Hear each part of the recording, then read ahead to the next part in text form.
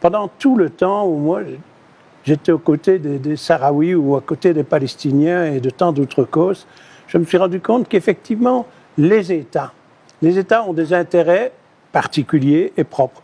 Et ils sont prêts à se vendre.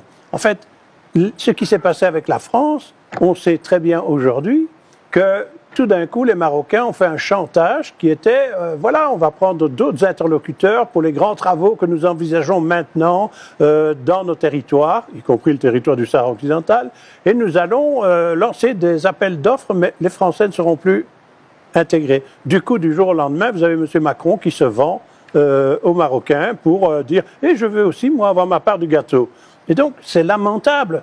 Et c'est aux citoyens européens, parce que le peuple sahraoui a démontré sa détermination. Ça fait maintenant 50 ans qu'il détermine chaque jour, tous ceux qui ont été le voir, nous avons été, les parlementaires ont été. Lorsqu'ils vont voir ce peuple, ils savent que c'est un peuple déterminé et en même temps d'une très grande sagesse.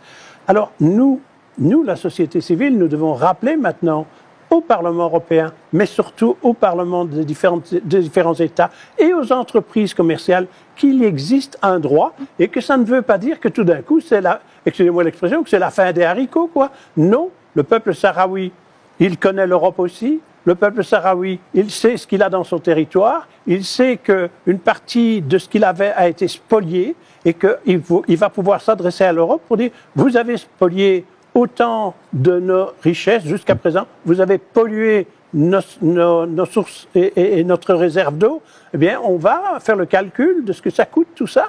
Et on peut alors s'entendre, on peut se mettre autour de la table. Et ce qui est aujourd'hui clair, c'est que le Front Polisario, on lui a affirmé sa capacité juridique. Ça veut dire que c'est plus simplement quelqu'un qu'on reçoit par intérêt ou parce que quand même on veut montrer qu'on est ouvert, etc. Non, on a des obligations. Le Front est un interlocuteur obligé dès qu'il s'agit du Sahara occidental. Et ça, l'Europe devra l'intégrer d'une façon ou d'une autre. Et c'est à nous, dans la solidarité, de pousser cela. C'est clairement...